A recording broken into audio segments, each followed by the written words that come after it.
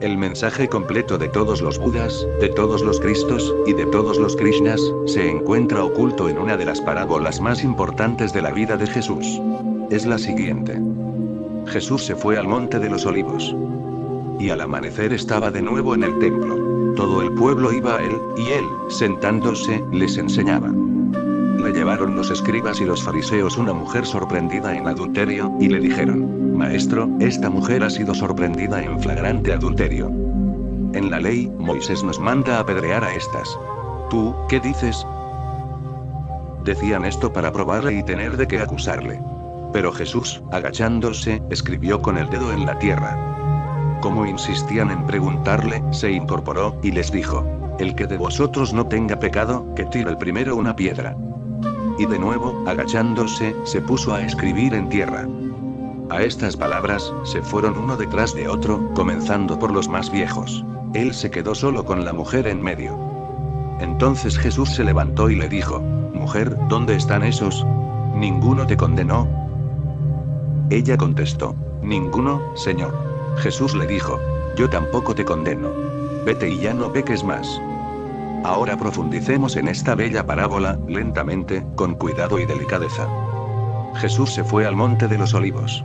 Solía irse a la montaña cuando sentía que su conciencia estaba manchándose de polvo, su espejo se cubría de polvo. Se iba a las montañas para limpiar su ser, su conciencia.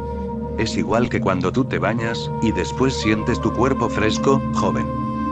La meditación es como un baño interior. Es un deber estar a solas durante algunos momentos cada día. De lo contrario acumularás mucho polvo, y debido a ese polvo, tu espejo no reflejará, o no lo hará correctamente. Puede que distorsione las cosas. ¿No lo has observado? Cuando una pequeña partícula de polvo se te mete en un ojo, tu visión se distorsiona. Ocurre lo mismo con la visión interior, el ojo interior acumula demasiado polvo, procedente de las relaciones. Igual que te ensucias al viajar por una carretera polvorienta, cuando vas con gente que está manchada de polvo, tú también te ensucias. Están dispersando su polvo por todo su alrededor, están arrojando malas vibraciones, y no pueden evitarlo. No estoy diciendo que los condenes, ¿qué pueden hacer? Cuando vas a un hospital donde todo el mundo está enfermo, donde todos dispersan su infección, ellos no pueden hacer nada. Respiran, y su infección se propaga. ¿No lo has visto cuando visitas a alguien en el hospital?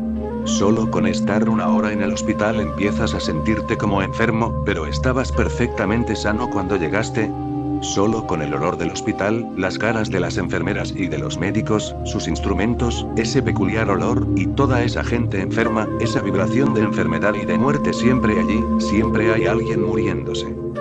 Solo una hora de estar allí, y te sientes muy bajo. Te entra una especie de náusea.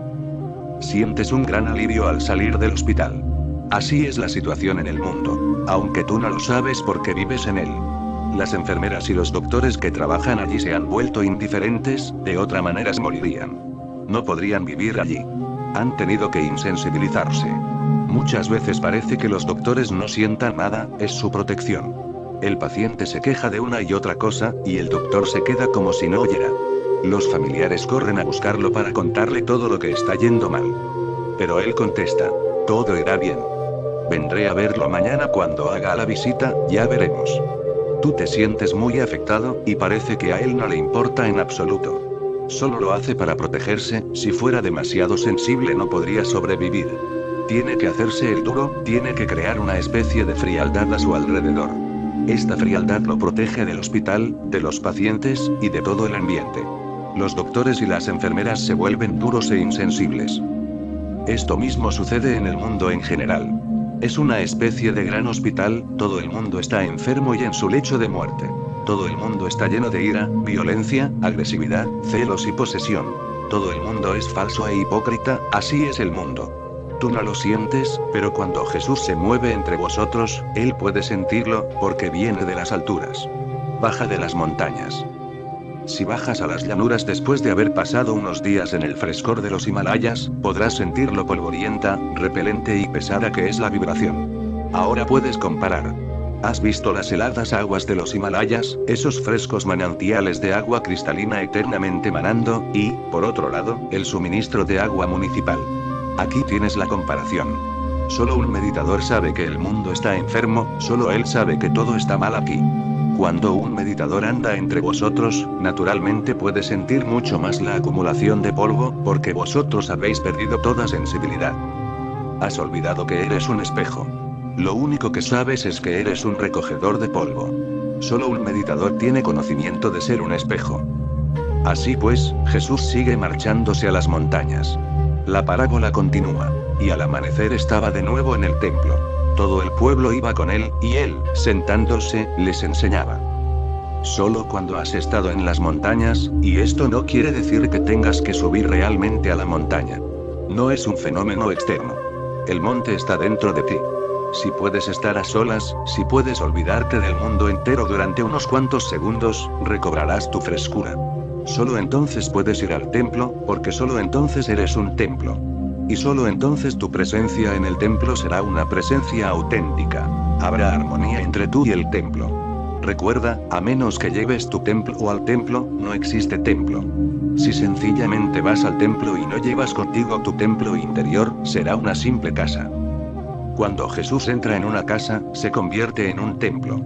Cuando tú entras en un templo, se convierte en una casa, porque nosotros llevamos en el interior nuestro propio templo. Donde quiera que Jesús vaya se convierte en un templo, su presencia crea esa cualidad sagrada.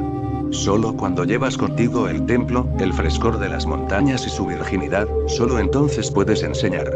Solo entonces, cuando lo posees. En la parábola se dice, le llevaron los escribas y los fariseos una mujer sorprendida en adulterio y le dijeron, Maestro, esta mujer ha sido sorprendida en flagrante adulterio. En la ley, Moisés nos manda apedrear a estas. ¿Tú, qué dices? Ahora bien, los escribas y los fariseos. Esto puedes interpretarlo como los moralistas y los puritanos. En aquellos días así se llamaba a los moralistas, los pandit, los eruditos, escribas y fariseos.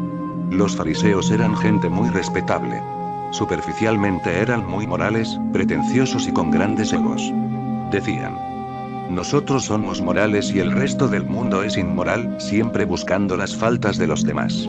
Toda su vida centrada en cómo exagerar sus propias cualidades, y reducir a cero las de los demás.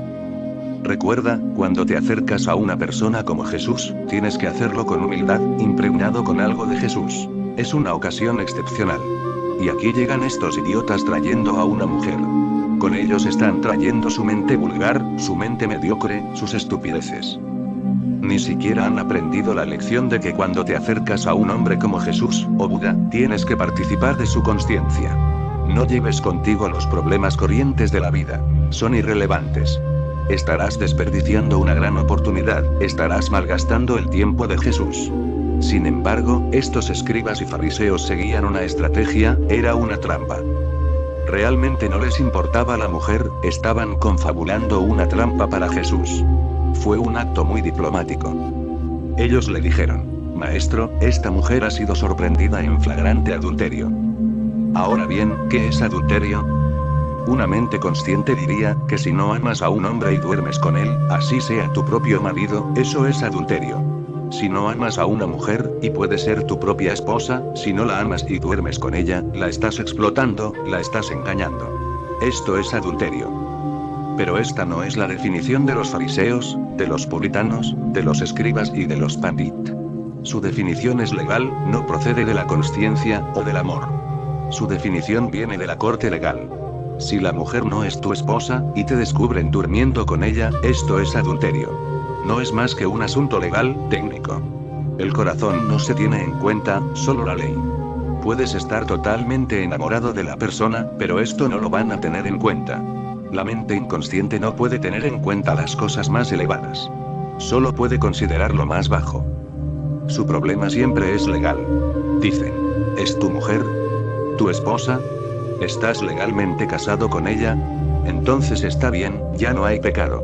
Pero si no es tu mujer, si no estás legalmente casado con ella. Aunque estés profundamente enamorado, aunque le tengas inmenso respeto, aún incluso adorándola, es un pecado, es adulterio. Justo el otro día estuve leyendo las memorias de un misionero cristiano inglés, que había estado en Japón a principios del siglo pasado. Lo llevaron por toda la ciudad de Tokio. Su anfitrión lo acompañó para que viera la ciudad. En uno de los baños públicos, hombres y mujeres se bañaban desnudos. El misionero se quedó muy sorprendido. Se quedó parado durante 5 minutos, mirándolo todo, y a continuación, preguntó a su anfitrión: ¿no es esto inmoral? Hombres y mujeres bañándose juntos en un lugar público. A lo que él contestó: Señor, en nuestro país eso no es inmoral, pero sí lo es quedarse ahí parado mirando. Siento decírtelo, agregó, pero me estoy sintiendo culpable de estar aquí contigo, porque no es asunto suyo si quieren bañarse desnudos. Es su libertad. Pero ¿por qué te quedas ahí parado? Eso es feo e inmoral. El criterio del misionero es muy corriente, muy ordinario, sin embargo, el punto de vista del anfitrión es extraordinario. Esa gente decía: Maestro, esta mujer ha sido sorprendida en flagrante adulterio, ¿y qué hacíais vosotros allí? ¿Sois mirones o qué tipo de gente sois? ¿Qué hacíais allí? ¿Qué os importa de vosotros? Esta mujer es dueña de su vida. Solo a ella le importa cómo quiera utilizarla. ¿Quiénes sois vosotros para interferir? Pero los puritanos, los moralistas, siempre se han entrometido en la vida de los demás. No son democráticos, son muy dictatoriales. Quieren manipular a la gente, condenarla. ¿Qué estaba haciendo allí esa gente? Y ellos dijeron: Maestro, esta mujer ha sido sorprendida en flagrante adulterio. Descubrieron a la mujer cuando estaba teniendo relaciones sexuales. Una cosa más, ¿dónde está el hombre? Estaba cometiendo adulterio ella sola. Nadie jamás se ha hecho esta pregunta. He leído muchos libros cristianos, pero nunca jamás alguien se ha preguntado: ¿dónde está el hombre? Esta es una sociedad de hombres. Siempre es la mujer la que se equivoca, nunca el hombre. Él puede salir libre perfectamente bien. Incluso podría ser un fariseo, un hombre respetable, pero la mujer tiene que ser condenada. ¿No lo has observado? A las prostitutas se las condena, pero ¿dónde están los que las prostituyen? ¿Dónde está esa gente? Hasta puede que sean ellos mismos quienes condenan. Los puritanos son siempre gente ridícula. Ni ellos viven, ni permiten vivir a los demás. Su único aliciente es cómo matar la alegría de los demás, cómo destruir la celebración de otros. Una vez más, ¿qué estaba haciendo esa gente allí? ¿No tienen otra cosa que hacer? ¿No tienen sus propias mujeres a las que amar? ¿Qué tipo de gente es? Deben de estar algo pervertidos para ir por ahí buscando y persiguiendo a quien comete adulterio. ¿Y dónde está el hombre? Siempre se condena únicamente a la mujer. ¿Por qué ha de ser condenada la mujer? Por ser mujer, y porque el hombre es el dominante, y todas las leyes están hechas por hombres. Ellos son muy perjudiciales, muy parciales. Todas las leyes dicen lo que se debe hacer a una mujer sorprendida en adulterio, pero no dicen nada sobre el hombre. Siempre es asunto de la mujer. Incluso si un hombre viola a una mujer, se condena a la mujer. Deja de ser respetada, no al violador. Este es un asunto horroroso. No puede llamarse religión, es bastante político, básicamente a favor del hombre, y en contra de la mujer. Pero así son todos los que se dicen moralistas. En India, cuando se moría el hombre, la esposa tenía que morir con el marido, solo entonces se la consideraba digna. Si no moría con él, significaba que no era honrada, que deseaba vivir sin su marido, o que quería que muriese para quedar libre, para enamorarse de otro. En India se pensaba entonces que no existe vida para una mujer cuyo marido haya muerto. El marido es toda su vida. Si el marido se va, ella tiene que marcharse. Pero nada se dice del hombre cuya mujer muere, para él no existe ningún precepto que diga que tiene que morir con su mujer. No, eso no es problema. Inmediatamente después de la muerte de la mujer, empiezan a pensar en el nuevo matrimonio, donde encontrará el hombre una nueva mujer, cómo encontrarla. No pierden ni un solo día. La moralidad es distinta para el hombre que para la mujer. Por tanto, es una moralidad muy inconsciente, y muy inmoral. Mi definición de moralidad es aquella de la consciencia. Y la consciencia no es ni femenina ni masculina. La consciencia es simplemente consciencia. Solo cuando algo es decidido con consciencia, no podrá ser clasificado, estará más allá de las diferencias de cuerpo, casta o credo. Solo entonces es moral. La parábola continúa. Los fariseos y los escribas le decían a Jesús: en la ley, Moisés nos manda apedrear a estas. ¿Tú, qué dices? Decían esto para probarle y tener de qué acusarle. Jesús, agachándose, escribió con el dedo en la tierra, como si no les oyera. Esta era la trampa. Querían atrapar a Jesús, porque Moisés dijo que una mujer así debería ser apedreada. No dijo nada sobre el hombre. Una mujer tal, debería ser apedreada hasta la muerte, esto lo dijo Moisés. Por eso le están creando un problema a Jesús. Si dice, sí, haced como Moisés dice, entonces pueden acusarlo, porque siempre ha estado hablando sobre el amor, la compasión, la bondad, el perdón. Entonces pueden decir, ¿qué hay de tu compasión? ¿Qué pasa con tu perdón? ¿Y de tu amor? ¿Dices que tenemos que matar a esta mujer apedreándola? Esto es muy duro, cruel y violento. Muy hábiles los muchachos. Y si Jesús hubiera dicho, eso no está bien. Moisés no tiene razón, entonces ellos habrían insinuado, así que tú has venido a destruir a Moisés. ¿Has venido a destruir y corromper nuestra religión? Tú, que has estado diciéndole a todo el mundo no he venido a destruir sino a servir, ¿qué hay de eso? Si has venido a cumplir, sigue la ley de Moisés entonces. Están creando un dilema. Esta es la trampa. No les importa mucho la mujer, recuerda. Su auténtico objetivo es Jesús. La mujer solo es una excusa. Y es tal el caso que presentan. Por eso indican, sorprendida en el acto, en flagrante delito. La cuestión no es decidir si realmente ha cometido adulterio. En ese caso, Jesús podría tener una excusa para eludirse. Podría decir, primero, tratad de descubrir si realmente ha sucedido. Traed a los testigos. Vamos a resolverlo primero. Lo que llevaría años. Por eso dicen, en flagrante delito. La hemos descubierto en el propio acto. Todos somos testigos, no hay razón para resolver nada más. La ley es clara. Moisés ha dicho que semejante índole debe ser apedreada. Continúa la parábola. Ellos dicen, ¿estás de acuerdo con Moisés? Si lo estás, ¿qué hay entonces de tu amor y compasión, de todo tu mensaje? Si no estás de acuerdo, ¿qué quieres decir con he venido a cumplir? Has venido a destruir la ley de Moisés. ¿Crees que eres más elevado que Moisés? ¿Crees que sabes más que él? Decían esto para probarle, y tener de qué acusarle. Pero Jesús, agachándose, escribía con el dedo en la tierra, como si no les oyera. ¿Por qué? ¿Por qué se inclinó Jesús? ¿Por qué empezó a escribir en la tierra? Justo estaban a la orilla de un río. Jesús estaba sentado en la arena. ¿Por qué empezó a escribir en la arena? ¿Qué ha ocurrido? Una cosa tiene que ser entendida, y siempre es un problema delicado.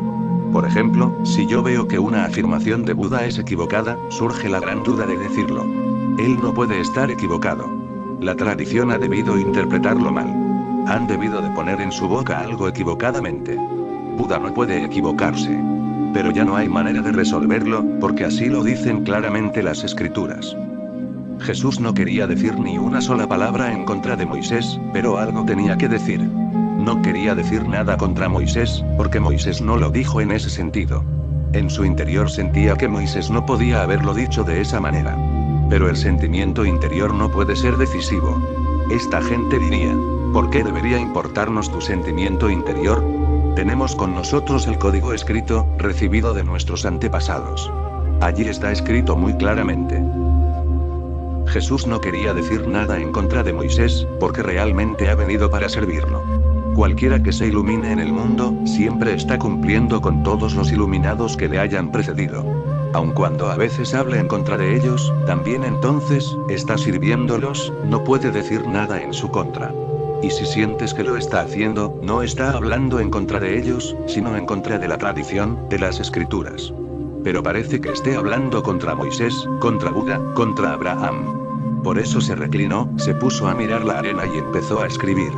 Tenía que encontrar una salida de tal manera que no dijera nada contra Moisés y, sin embargo, anular esa ley por completo. Y salió con una respuesta totalmente milagrosa, una respuesta mágica.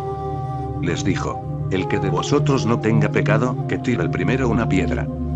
Es realmente increíble, hermoso. Encontró cómo darle un significado de oro. No dijo ni una sola palabra en contra de Moisés, y tampoco le dio su apoyo. Este es el delicado punto que hay que entender. Jesús, en efecto, era sumamente inteligente, sin educar, un hombre de inmensa consciencia. Esta es la única razón por la que pudo encontrar una salida. Lo que Jesús intenta decir con ese dicho es, si así lo dice Moisés, así debe ser. Pero, ¿quién empezará a tirar piedras a esta mujer? Solo aquellos que estén sin pecado.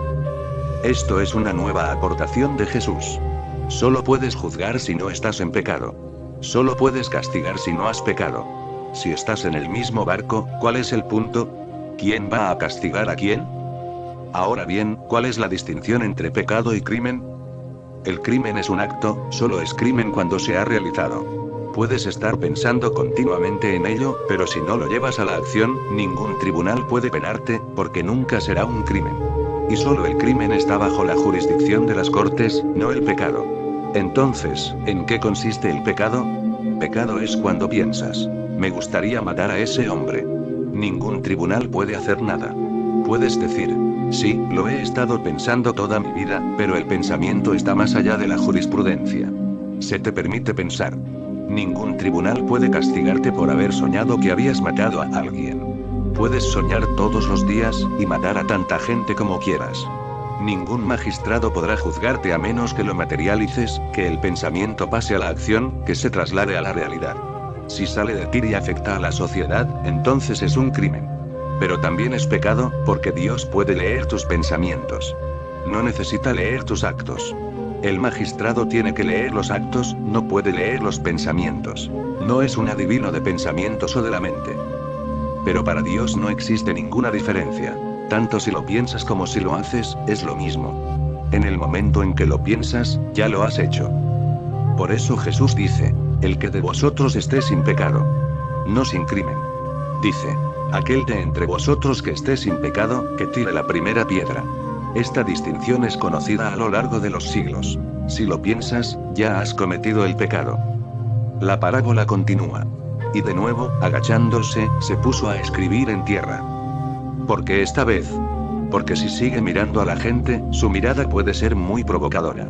Si continúa mirándolos, alguien por su mirada y por su ofensa, puede tirar una piedra a la pobre mujer. No quiere ofender. Se retira. Sencillamente se inclina y empieza a escribir en la arena, otra vez como si no estuviera allí. Se vuelve ausente, porque su presencia puede ser peligrosa. Si han venido para ponerle una trampa, y están sintiendo su presencia, les será difícil sentir su propia conciencia. Se retrae, les concede total libertad para pensar en ello. No interfiere. Su presencia podría ser un obstáculo. Si sigue mirándolos, podría ser una ofensa para sus egos. Y también les sería difícil escapar, porque, ¿cómo van a escapar si Jesús los está mirando? Si se escapan sin haber tirado la piedra, será la prueba de que son unos pecadores. Se inclina de nuevo, empieza a escribir en la arena, les da una oportunidad. Es como si les dijera, si quieren escapar, pueden hacerlo. Jesús los dejó solos. Esta es la belleza de este hombre. Ni siquiera interfiere con su presencia. Sencillamente deja de estar allí. Sus conciencias empiezan a remorderlos. Ellos saben. Tal vez ellos mismos han deseado muchas veces a esta mujer, quizá hayan sido partícipes suyos en el pasado. Posiblemente esta mujer sea una prostituta, y toda esta gente respetable en su día haya hecho el amor con ella. Porque una prostituta significa que casi toda la ciudad está involucrada. En India, en la antigüedad, a las prostitutas se las llamaba la esposa de la ciudad. Esta es su calificación correcta. Así, toda esa gente ha debido estar involucrada de una manera o de otra, con esta mujer o con otras, si no de hecho, al menos de pensamiento. Mi sensación es que debía de ser por la tarde, el sol se estaba poniendo y empezaba a oscurecer, mientras Jesús, inclinado, escribía en la arena. Cayó la noche y, poco a poco, la gente empezó a desaparecer en la oscuridad. La parábola sigue. Y fueron saliendo uno a uno, comenzando por los más ancianos, y quedó él solo, y la mujer en medio. Primero desaparecieron los más ancianos, porque, desde luego, habían vivido más, y por tanto, habían pecado más. Los jóvenes puede que no sean tan grandes pecadores. Todavía no han tenido suficiente tiempo.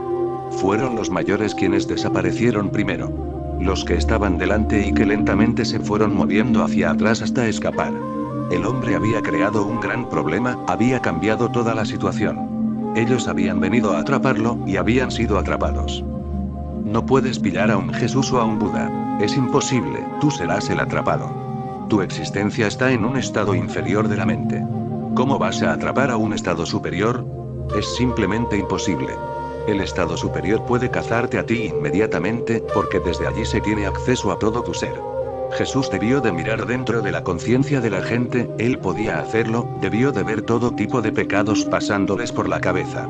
De hecho, mientras estaban allí, pensaban en la mujer, en cómo aprehenderla. Quizá les molestaba la idea de que hubiera sido otro quien había pecado quitándoles a ellos la oportunidad. O tal vez simplemente sentían celos, posiblemente les hubiera gustado ocupar el lugar del hombre que no había sido entregado. Jesús, desde su altura, debió de mirar en sus corazones. Los había cazado, se habían olvidado por completo de su trampa, se habían olvidado también de Moisés, de su ley, y de todo lo demás. De hecho, nunca les había preocupado Moisés y su ley. Esto también ha de ser comprendido. Lo que de verdad les interesaba era apedrear a la mujer, disfrutar con el asesinato. No les importaba que se castigara a quien había cometido el pecado. Eso era solo una excusa. No podían dejar pasar la ocasión de asesinar a la mujer. Y para ello podían utilizar a Moisés. Moisés dijo muchísimas cosas, pero a ellos no les importaban. No estaban interesados ni en lo que dijo, ni en todas sus afirmaciones. Lo único que les seducía era que Moisés había dicho que se puede apedrear a una mujer si se la pilla cometiendo adulterio. No podían perder esta gran oportunidad de asesinar, de violencia.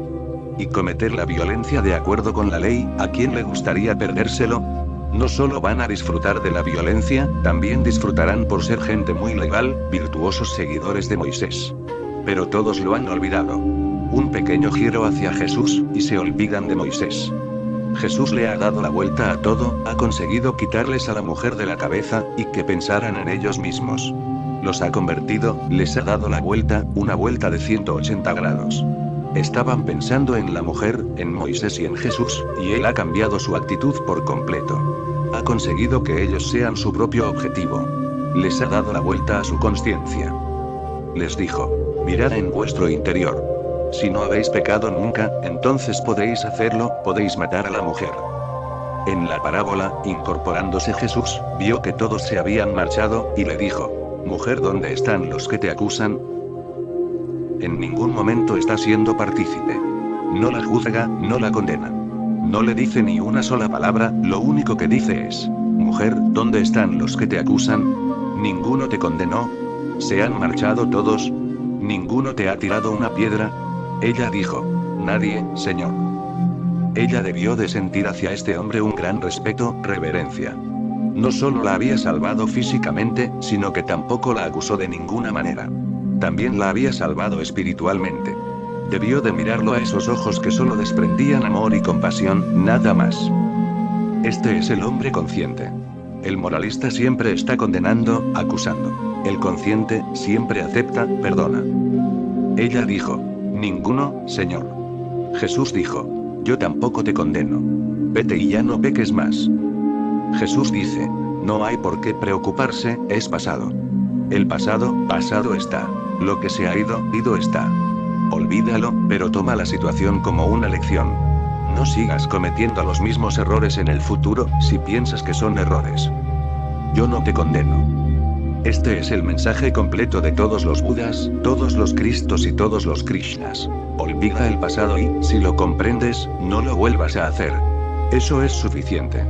No existe castigo ni juicio. Cuando has hecho algo, es porque estabas desesperado. Eres inconsciente, tienes tus limitaciones, tus deseos incumplidos. Lo que sea que hayas hecho, era lo único que podías hacer. Así pues, ¿qué sentido tiene acusarte y condenarte? Lo único posible es elevar la consciencia. Esa mujer debió entrar en un alto nivel de consciencia. Debió de asustarla mucho que fueran a matarla. Y este hombre, con una simple explicación, la salvó de la muerte. No solo eso, los acusadores desaparecieron. Había hecho un milagro. Y además de no haberla matado, sintieron vergüenza, y escaparon como ladrones en la oscuridad de la noche. Ese hombre es un mago. Y ahora está diciendo: yo no te condeno. Si piensas que has hecho algo malo, no vuelvas a hacerlo. Eso es suficiente. Había convertido a la mujer. Esto es lo que los mordaces llaman un contacto elevado. Jesús está en las alturas, si llegas a tener afinidad con él, empezarás a elevarte. Esto es sincronicidad, no es causal. La mujer debió de llegar allí casi condenándose a sí misma, avergonzada, pensando en suicidarse. Él transformó a esa mujer, la elevó. Jesús se convierte para ella en un Señor, en Dios. Nunca antes había visto ella un hombre tan piadoso. Un hombre que no condena, que no juzga, se convierte en un dios. Y solo con su presencia, con una simple explicación, toda esa gente desapareció, y ella quedó salvada. Y no solo físicamente, sino espiritualmente intacta. Jesús no interfirió en absoluto. No condenó, no dijo ni una sola palabra. Lo único que dijo fue: no repitas tu pasado, ni una palabra más. Deja que el pasado sea pasado, y lo que se ha ido, ido está. Eres una nueva persona. Todo está bien, estás perdonada. Jesús transformó a mucha gente mediante el perdón. Esta es una de las acusaciones que tenían contra él, que perdonaba a la gente. Decían: ¿quién es él para perdonar?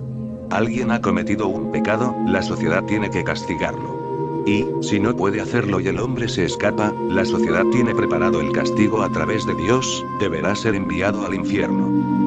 Los hindúes también están bastante en contra de la idea de que Jesús pueda perdonar. Esta idea cristiana es inmensa, tremenda, muy grande y poderosa. Los hindúes dicen que tienes que sufrir el karma del pasado, tendrás que deshacer lo que hayas hecho. Si has hecho algo malo, tendrás que hacer algo bueno. Lo malo y su resultado vendrán, tendrás que sufrir sus consecuencias. Los hindúes no lo aceptan. Tampoco los budistas, los jainas, ni los judíos, estaban de acuerdo con Jesús. ¿Cómo puede ser que perdone? Pero yo os digo, un hombre con semejante comprensión puede perdonar. Pero no significa que quedes perdonado. La cuestión es que si esa consciencia, esa gran consciencia, puede hacerte sentir bien, nada está mal, no te preocupes, puedes quitarte de encima el pasado como si fuera polvo, eso mismo te dará tal coraje, tal entusiasmo, que te abrirá a nuevas posibilidades, y nuevas puertas. Y quedarás liberado. Inmediatamente podrás superarlo. De aquí viene la idea cristiana de la confesión. Pero no funciona de esa manera, porque quien te confiesa es un hombre ordinario igual que tú. Cuando te confiesas, el sacerdote no está perdonándote realmente, en su interior puede que esté condenándote. Su perdón no es más que una representación. Solo es un hombre corriente, su conciencia no es superior a la tuya. El perdón únicamente puede fluir desde lo más elevado. Solamente desde las altas montañas pueden los ríos fluir hacia los valles. El perdón solo puede fluir desde un Jesús, o un Buda. Cuando aparece un hombre como ellos, solo con su toque, con su mirada, es suficiente para perdonar todo tu pasado y tus karmas. Yo estoy completamente de acuerdo con Jesús. Él aporta una nueva visión a la humanidad, alcanzar la libertad. Jesús trae el amor al mundo.